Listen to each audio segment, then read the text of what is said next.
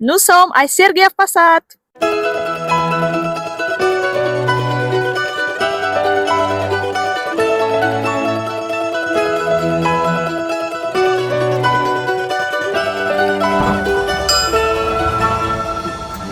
Cette fois-ci, nous allons visiter deux villes en même temps. D'abord Pereslavl-Zaleski et ensuite Sergeï Posad. Les deux villes se trouvent dans la même direction, non loin l'une de l'autre. C'est pour cela que, avant d'arriver à Sergeï Posad, nous allons en premier lieu découvrir Pereslavl-Zaleski. C'est parti. Nous commençons notre voyage à la gare qui a deux noms, Centralny, c'est-à-dire centrale, ou Sholkovski d'après la station de métro qui la dessert. Voici notre bus dont le terminus est la ville de Kostroma, mais il y aura plusieurs arrêts, y compris dans la ville de Pereslavl-Zaleski. Normalement, il y a un train qui fait des allers-retours entre Moscou et Pereslavl, mais car j'ai pris la décision d'aller dans cette ville à la dernière minute, il n'y avait plus de place, et finalement j'ai acheté un billet de bus. Le billet a coûté 750 roubles, ce qui équivaut à 7 euros plus ou moins. Et c'est parti, on commence notre voyage. La ville de Pereslavl-Zaleski se trouve à 120 km de Moscou et le trajet va prendre environ 2 heures. Le bus s'est mis en route à 7h30 du matin. On a donc atteint la destination à 9h30. On est à 30 minutes à peu près du centre-ville, donc on va marcher un tout petit peu. Et ensuite, je vais chercher un restaurant ou un café pour manger parce que j'ai très faim. Pour l'instant, ici, on voit des maisons privées. Et ça a l'air déjà très joli. J'aime bien.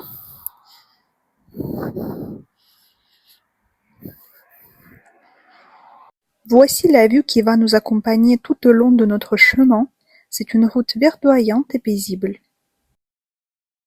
La ville de Pereslavl-Zaleski est assez ancienne. Elle a été fondée au XIIe siècle par Yuri Dolgoruki. Yuri Dolgoruki, c'est la même personne historique qui a fondé d'ailleurs la ville de Moscou. Et ici, il est aussi intéressant de remarquer que ce kniaz portait le surnom Dolgoruki. Dolgoruki, si on le traduit, ça va nous donner ayant des bras longs. On suppose que ce surnom lui est donné à cause de son ambition. Et effectivement, elle essayait de gouverner dans plusieurs régions qu'on appelait kniazestva à cette époque-là. On peut donc dire que Dolgoruki, dans ce cas, correspond à ayant les dents longues en français. À mi-chemin, j'ai découvert cette statue très emblématique de l'Union soviétique. En russe, la faucille et le marteau, c'est Serb и молот. Enfin, j'ai été attirée par le style de ce restaurant qui s'appelle Мясоед.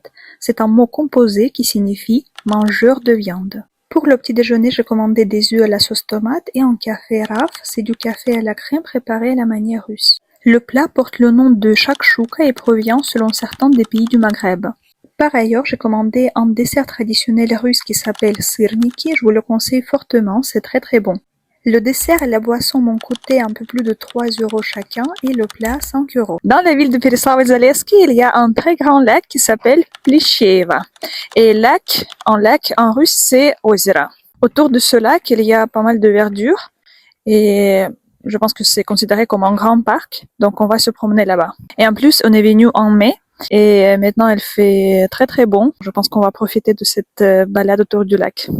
Sur mon chemin, une fois encore, j'ai vu pas mal de maisons privées qui sont peut-être des maisons de campagne, les unes plus jolies que les autres. En russe, une maison de campagne, c'est dacha.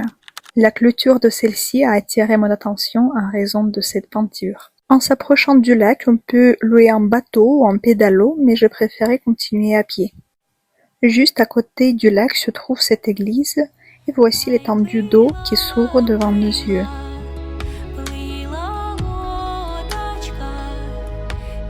Alors, on est arrivé au bord du lac et on voit que c'est un lac dont la superficie est énorme. Du coup, on va pas pouvoir faire un tour, mais au moins on va se promener le long du bord et on va voir ce qu'il y a autour. Le territoire autour du lac est très bien aménagé. Il y a pas mal de bancs pour s'asseoir et contempler la vue.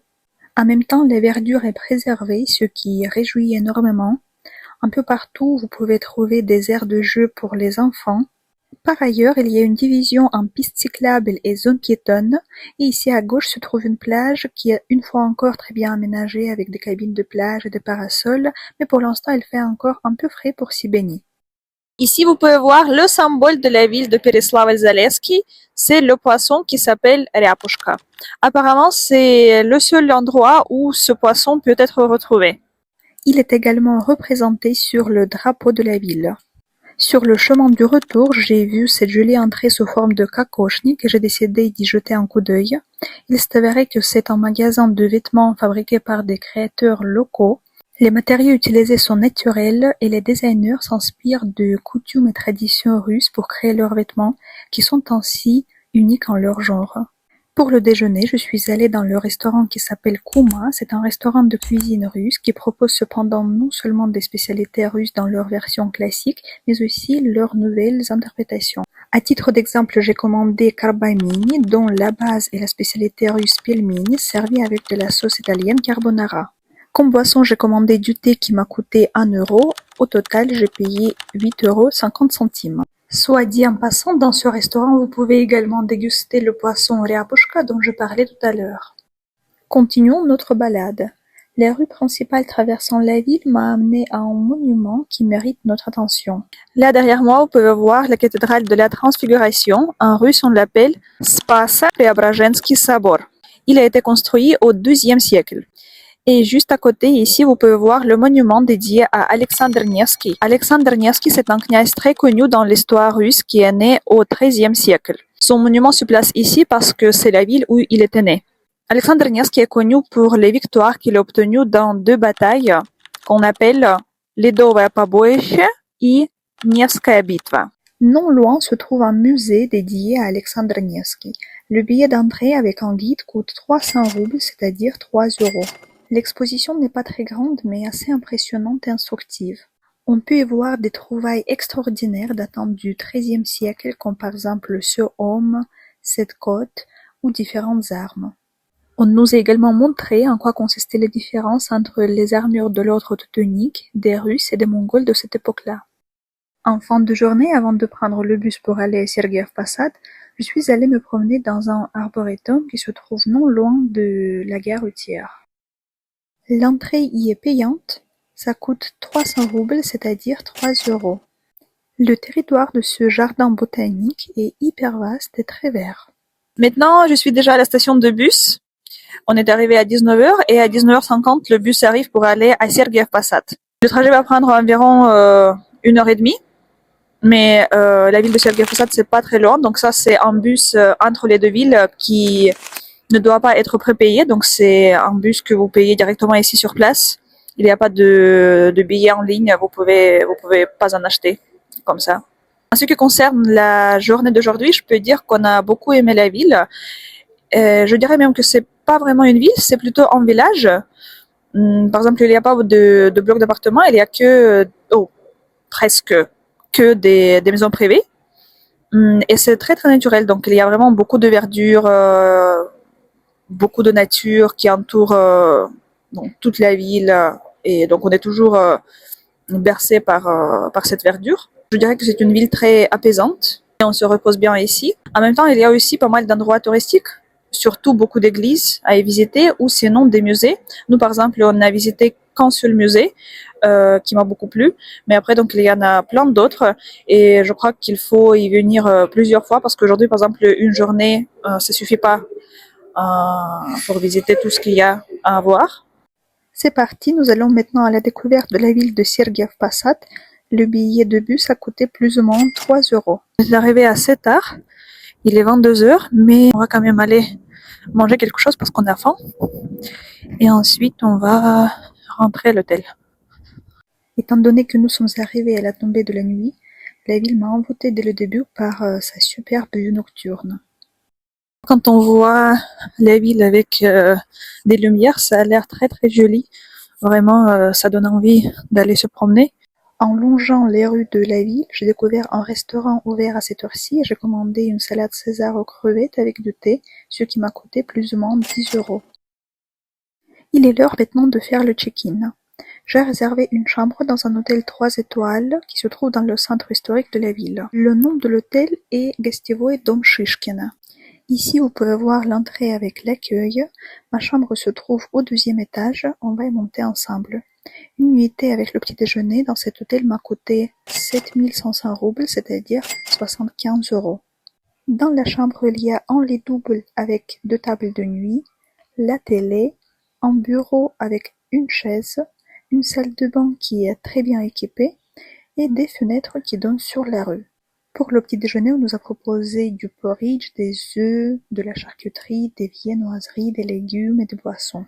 Aujourd'hui, nous allons à la découverte de la ville de Sergiev Posad. C'est une ville moins ancienne par rapport à Pereslavl-Zalesky. Sergiev Posad a été fondée au XIVe siècle et elle est surtout connue pour la leurre de la Trinité Saint-Serge où arrivent des pèlerins du monde entier. On va du coup découvrir cette leurre aujourd'hui ensemble et en plus on va visiter deux musées, l'un dédié à l'enfance soviétique et surtout aux jouets soviétiques et l'autre dédié à la production des voitures lors de l'Union soviétique. Le premier musée s'appelle Musée Советского детства. Детство, cela veut dire l'enfance. Une visite guidée dans ce musée coûte 700 roubles, c'est-à-dire 7 euros. Il faut dire que lors de la période de l'Union soviétique, il existait un slogan «Всё лучшее детям», c'est-à-dire le meilleur aux enfants. C'est pour cela que la production des jouets occupait une place importante et suivait un règlement strict. Les jouets étaient fabriqués de sorte qu'ils contribuent à la formation de futurs citoyens. Ils avaient entre autres la fonction de guider les enfants dans le choix de leur future carrière. À part ça, le guide a partagé avec nous beaucoup d'autres faits intéressants et ici on peut voir un appartement type de cette époque-là. Le nom du deuxième musée est Retro Garage. Le prix pour y entrer est le même que celui du premier musée. L'exposition inclut plusieurs modèles de voitures soviétiques qui faisaient florès au XXe siècle. Les employés du musée ont eu l'idée de faire référence aux films soviétiques où ces différentes voitures apparaissent. C'est pour cela que derrière chaque modèle, vous pouvez voir des scènes tirées de ces films. Dirigeons-nous maintenant vers la lourde de la Trinité Saint-Serge. Dans les rues, on peut encore voir des décorations pour honorer le jour de la victoire, le 9 mai. Je dis le 9 mai car, contrairement aux pays européens et aux États-Unis, la victoire a été annoncée en Russie un peu plus tard, non le 8 mai, mais le 9. Par conséquent, c'est cette date qui est fériée dans notre pays. En russe, la lourde de la Trinité Saint-Serge, c'est Троица Сергиева Лавра. Son ensemble architectural est inscrit aujourd'hui sur la liste du patrimoine mondial de l'UNESCO. À l'entrée, on peut voir le monument du fondateur du monastère qui s'appelle Sergueï Radomirski. La leurre abrite sa tombe à l'intérieur. Le monastère est un lieu de pèlerinage et un musée d'art, d'histoire et d'architecture. En effet, dès l'entrée, on découvre une vaste collection de peintures. Au centre du monastère se trouvent de nombreux objets liturgiques d'or et d'argent, mais car il est interdit de filmer à l'intérieur, je vais vous montrer uniquement l'extérieur de cet ensemble architectural. Son territoire est très vaste. Il comprend, à part la Sainte Trinité, la cathédrale de l'Assomption, Успенский собор, l'église réfectoire de Saint-Serge, Церковь Преподобного Сергия с трапезной палатой, l'église de la Nativité de Saint-Jean-Baptiste, Церковь Рождества Иоанна Предтечи, le clocher, колокольня et bien d'autres. Ce dernier comprend 5 étages dont les 3 premiers sont accessibles à tous les touristes. On va donc y monter ensemble. En montant les escaliers, on peut se familiariser avec l'histoire de ce clocher, y compris lors de la période bouleversante de l'Union soviétique. Au deuxième étage se trouve une énorme cloche qui s'appelle Tsar Kolokol. C'est la plus grosse cloche opérationnelle en Russie qui pèse 72 tonnes. Rien que son battant pèse plus de 2 tonnes. Maintenant, nous allons monter au 3e étage où s'ouvre une belle vue sur la ville et sur la leurre dans son ensemble.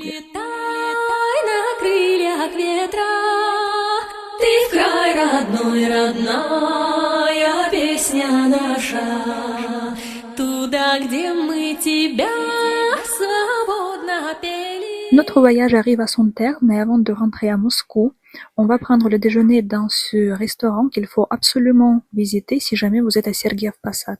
Ce restaurant va vous plonger dans la culture russe. Regardez par exemple ce plat, c'est une spécialité russe dont la présentation est impeccable. À part la cuisine, l'intérieur de ce restaurant est pensé jusqu'au moindre détail. Chaque élément fait référence à l'histoire, aux traditions et coutumes, à la vie quotidienne du peuple russe. Le restaurant s'appelle Русский дворик, c'est-à-dire courette russe, et se trouve non loin de la lourde de la Trinité Saint-Serge. Maintenant, il est déjà 18h30, on est arrivé à la gare où on va prendre le train de banlieue. Là, c'est un train qui va directement à Moscou, avec des arrêts bien sûr, mais c'est un train direct sans changement. C'est bien. Ça va nous prendre environ 1 heure et demie. La distance entre les deux villes est de 80 km. Le billet a coûté 300 roubles, c'est-à-dire 3 euros. Nous, on a beaucoup aimé le voyage et si vous avez aimé la vidéo, n'oubliez pas de liker et de vous abonner. Paka paka!